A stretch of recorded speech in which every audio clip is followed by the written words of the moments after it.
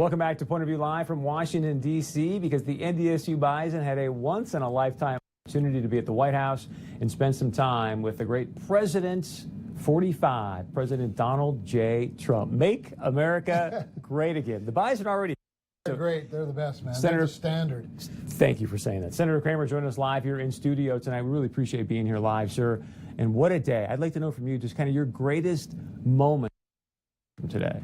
My greatest takeaway was when he did exactly what I predicted he would do, and he said, "How many of you have never been in the Oval Office?" That's a pretty big crowd, right? Come on. And I thought, oh, this I love it so much because it screws up the whole day. Secret Service is like beside them. Staff's rolling their eyeballs, and they're going to the Oval Office, 108 of your closest friends. And it's so Donald Trump. He's a hospitality genius. Take people inside the Oval Office, because I wasn't able to be in. Everyone I talked to says, Chris, he was so cordial, so courteous. Well, first of all, you have to remember he loves football, and he knows a lot about it, and he watched the game. So now he's got real personal ties. He he wants to know how fast do you run the 40, stuff like that. Yeah, oh yeah. And to his credit, he's also in awe of the Oval Office. Interestingly, he'll often say to people, I mean, it's the Oval Office. He said, I haven't even gotten used to coming in here yet. And here you guys. That's why he likes to bring people in, because he knows it's not his. It doesn't belong to him. It belongs to them. And it was just, okay, here's my other favorite takeaway. I have to tell this story. So after one of the photos, they took photos of about 20 at a time, and Senator Hoeven and I were in the photos, and one big guy said to me, Senator, I'd like to shake his hand. Would it be okay? I said, now or never. I said, go around, reach out and say, thank you, Mr. President. He did, and every player after that did. And I said, that's it. You got to take advantage, jump through the window when it's open. And it was just I used the word sweet. It was a very sweet moment, really. It really was. It was so nice to see the reciprocity of both, respect and admiration for both. So let's move on to this, because Scott Hennon also had a one-on-one interview with President Trump, and he'd mentioned your letter to Department of Homeland Security Secretary Kirstjen Nielsen, and all of a sudden the president said, I need to see this letter. In fact, at one point, he looked over to his press and was like, make sure that I get this letter. And so you visit with him a little bit in the Oval Office letter, and you've got a new one as well. Tell us about the conversation. And I guess I should maybe set some context here. You wrote this letter because you're saying, look, the Army Corps of Engineers dragging their feet on this wall. They're not going to get the job done. Give it to DHS and let's hire it out. Well, so my concern that I expressed with Secretary Nielsen, I talked with her on the phone after the letter. I sent her another letter today with further information. My concern is that the bureaucracy at the Corps of Engineers, and I think saying the bureaucracy is even a little bit kind, they're just not set up to build projects quickly, much less efficiently and on time. That's not in their DNA. And the evidence of that is the 2018 appropriation, which calls for 76 miles to be built. They've only done contracts on 45% of the 76 miles. At the current rate, that first 76 miles will take 1,200 days to build. And you wouldn't hire the Corps of Engineers to do a walking path through one of your golf courses. I don't know why we'd put them in charge of this thing. Now, there's some concern that Mulvaney had mentioned to me that the appropriations bill has some language in it.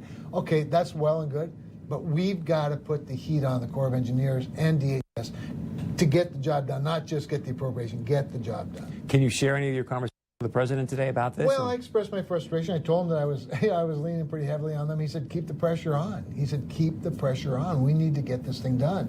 And then he talked a lot about his frustration with the Senate. With, of course, I think we can expect that the resolution of disapproval is probably going to pass. He expressed a lot of frustration over our lack of changing the rules to a 50-vote margin on, especially these confirmations for these judges and things. And we're going to do that. It's just taking a lot longer, again, than it should, in my view. It's always hard to get that last number, 49, 50, 51 Republican senator to come on board.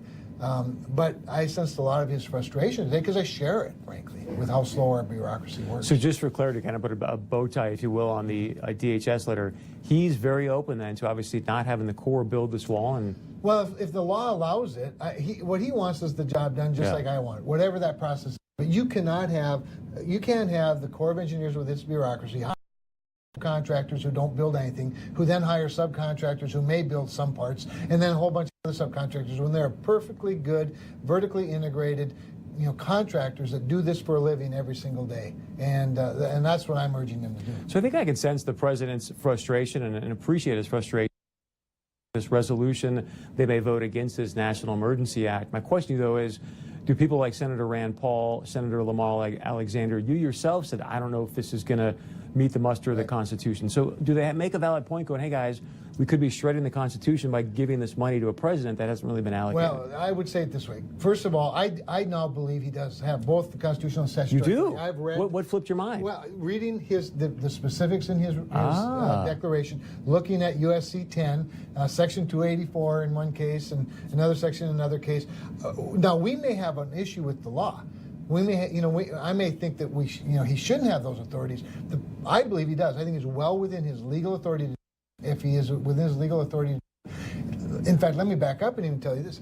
I voted for the $1.4 billion, as low as it was, knowing that he would have the opportunity to use more money. And I even think I don't think it's necessary. He's got $4.5 billion just in his own authority between the $1.4 billion and some other DOD money that doesn't require an emergency declaration. And that's what Senator Lamar Alexander is suggesting. So what he's asking Mr. Trump to do, President Trump, is to rescind the national emergency declaration. Would you be on board with that, knowing there's all this other money? Or I think if he rescinded it, he's still going to have $4.5 billion, and we'll get more money in the next round. Remember, we're now into appropriations.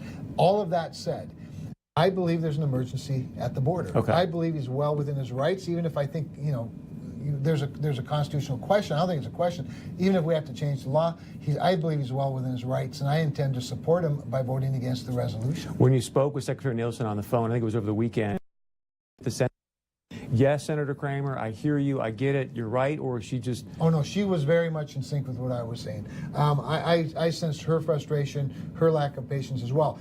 But she's dealing with a big bureaucracy. She doesn't have a lot of help on the political side at DHS because, again, Democrats have been upholding all of these confirmation hearings. So, no, I sensed that she's looking for help, and I offered it. I said, you tell me how to be helpful.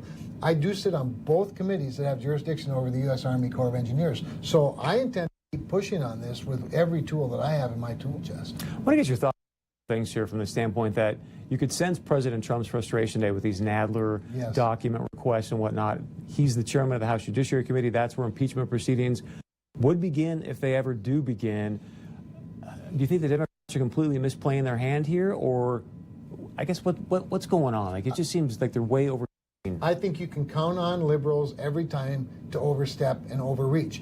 When the whole collusion thing doesn't seem to be working out very well for them. I think that they were putting all their eggs in that basket. It appears that even the Mueller investigation, collusion's not really in the cards. So now they're going to find other ways to keep this going. I'm telling you, Chris, my sense is that American people want us to work together to get things done. There are big things to do.